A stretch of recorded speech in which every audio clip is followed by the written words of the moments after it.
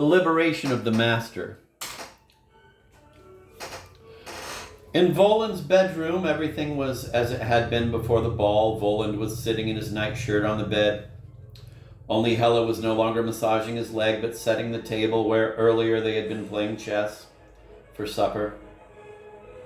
Koroviev and Azazello had taken off their tailcoats and were sitting at the table. Nestled in next to them was naturally the cat, who didn't want to part with his tie, even though by now it was an utterly grubby rag. Swaying on her feet, Margarita walked over to the table and leaned on it. Then, as he had before, Voland beckoned to her to sit down beside him. "Well now, did they wear you out completely?" asked Voland. "Oh no, monsieur," answered Margarita, but barely audibly. "Noblesse oblige," remarked the cat. And he poured Margarita some transparent liquid into an ornate small glass. "Is that vodka?" asked Margarita weakly. The cat took offense and jumped up on his chair. "Excuse me, your majesty," he whined, "but how could I offer vodka to a lady? It's pure spirits." Margarita smiled and made an effort to move the glass away. "Drink up, don't be afraid," said Voland. And Margarita picked up the glass. "Hela, sit down," ordered Voland, as he explained to Margarita. "The night of the full moon is a festive occasion, and I have supper in the company of my intimate associates and servants, and so, how do you feel? How did that wearisome ball go?" "Stupendously," crackled Koroviev. "Everyone was enchanted, enamored, overwhelmed by her tact, her finesse, her appeal, her charm." Voland silently raised his glass and clinked it with Margarita's. Margarita drank up obediently, thinking that the spirits would be the end of her, but nothing had happened. An enlivening warmth spread through her stomach. There was a soft thump at the nape of her neck, and her strength returned as if she had just awakened from a long, refreshing sleep. And in addition, she felt as hungry as a wolf. Her hunger intensified when she recalled that she had not eaten anything since the previous morning. She started to devour the caviar greedily. Behemoth cut off a slice of pineapple, salted and peppered it, ate it, and then downed a second glass of spirits, with such dash that everyone broke into applause. After Margarita's second glass of spirits, the candles in the candelabra burned brighter and the flames in the fireplace grew. Margarita did not feel the least bit drunk. Sinking her white teeth into some meat, she savored its succulent juices as she watched Behemoth spread mustard on an oyster. "You ought to put some grapes on top of that," said Hela softly, poking the cat in the side. "Please don't lecture me," replied Behemoth. "I'm an experienced diner. Don't worry, very experienced." "Ah, how nice it is to have supper like this around the fireplace without any fuss. An intimate group, as it were," twanged Koroviev. "I disagree, faggot," retorted the cat. "A ball has a charm and a sweep all its own." "It has neither sweep nor charm," said Voland. "And those idiotic bears and those tigers roaring in the bar nearly gave me a migraine." "All right, monsieur," said the cat. "If it is your opinion that there is no sweep, then I shall immediately subscribe to it." "Watch your step," was Voland's reply. "I was only joking," said the cat meekly. "And as for the tigers, I'll see that they're roasted." "You can't eat tigers," said Hela. "Is that what you think?" retorted the cat. "Then let me tell you a little story." Narrowing his eyes with pleasure, he told a story about the time when he was wandering in the desert for 19 days, and the only nourishment he had was the meat from a tiger he had killed. Everyone listened to his absorbing narrative with interest, and when Behemoth finished, they all exclaimed in chorus, "All lies!" "And the most interesting thing about this fabrication," said Voland, "is that it was all lies from start to finish." "Is that what you think? That I'm lying?" exclaimed the cat. And everyone thought that he would go on to protest, but instead, he said softly, "History will be the judge." "Tell me," said Margarita, who had revived after the vodka, addressing Azazello, "did you really shoot him, that former baron? Of course I did, answered Azazello. How could I not shoot him? He absolutely had to be shot. I got so upset, exclaimed Margarita. It happened so unexpectedly. There was nothing unexpected about it, retorted Azazello. But Kuroviev began wailing and moaning. How could one not get upset? I myself was shaken to the core. Crash, bang! Over falls the Baron. Sha-dee-da-doo-da. I was practically hysterical, put in the cat, licking a spoonful of caviar. But what I don't understand is, said Margarita, and gold sparks from the crystal flickered in her eyes.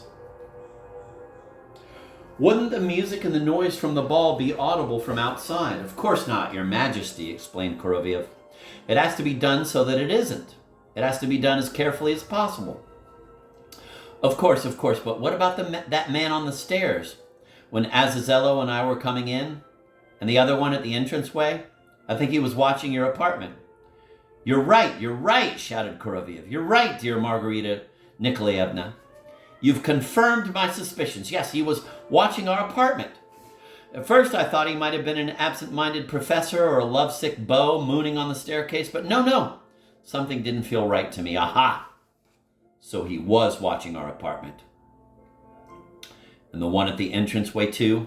And same for the one by the gate. Won't it be interesting if they do come and arrest you? Asked Margarita. They'll come, all right, enchanting queen, they'll come, replied Kuroviev. I feel it in my bones. Not now, of course, but in their good time they're sure to come. But I don't imagine they'll find anything interesting.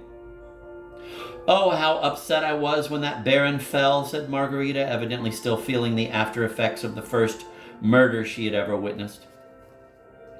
You're probably a very good shot?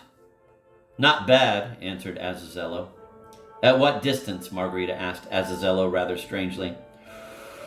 It depends what I'm shooting at, answered Azazello reasonably. It's one thing to hit the critic Latunsky's window with a hammer, and quite another to hit him in the heart. The heart, exclaimed Margarita, clutching her own for some reason. The heart, she repeated in a hollow voice. What's this about a critic named Latunsky? Asked Voland, squinting at Margarita. Azazello, Kuroviev, and Behemoth looked down in seeming embarrassment, and Margarita answered with a blush. There's a certain critic by that name. This evening I demolished his entire apartment. What do you know? But why? He, monsieur, explained Margarita, ruined a certain master. But why did you go to all that trouble yourself? Asked Voland. Permit me, monsieur, cried the cat joyously, and jumping up. You stay put, muttered Azazello, standing up. I'll go over there right now. No, exclaimed Margarita. No, monsieur, I beg you. It's not necessary. As you wish, replied Voland, and Azazello resumed his place. So where did we leave off, precious Queen Margot? Said Kuroviev. Ah, yes, the heart. He can hit the heart. Kuroviev pointed his long finger at Azazello. To order any auricle or any of the ventricles.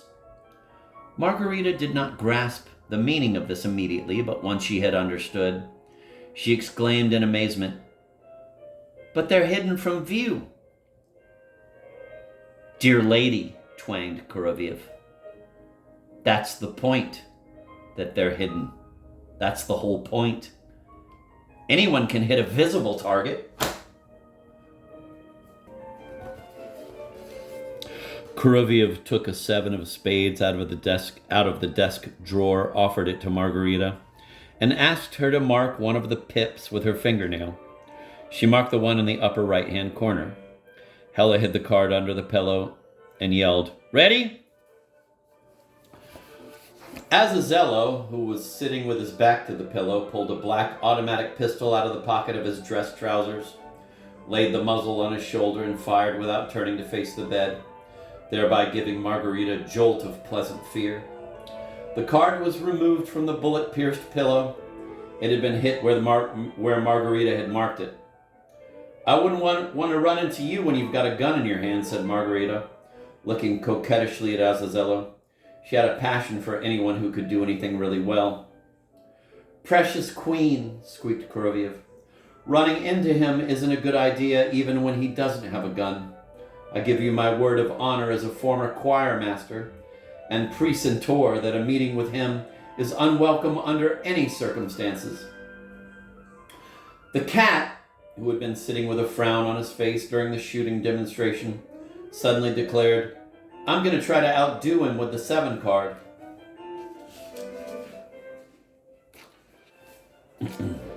Azazello hooted something in reply, but the cat was stubborn and asked for not 1 but 2 guns. Azazello pulled another gun out of his other back trouser pocket and, wearing a disdainful smirk, offered both of them to the braggart. They marked 2 pips on the 7 card. The cat made lengthy preparations after turning his back to the pillow. Margarita sat with her fingers in her ears and looked at the owl dozing on the mantelpiece. The cat shot off both guns, whereupon Hella let out a shriek. The dead owl fell off the mantel, and the shattered clock stopped. Hella, one of whose hands was bloodied, howled and dug her nails into the cat's fur, and he responded by grabbing her hair with his claws. They started rolling around on the floor in a tangled heap. A goblet fell off the table and smashed to bits.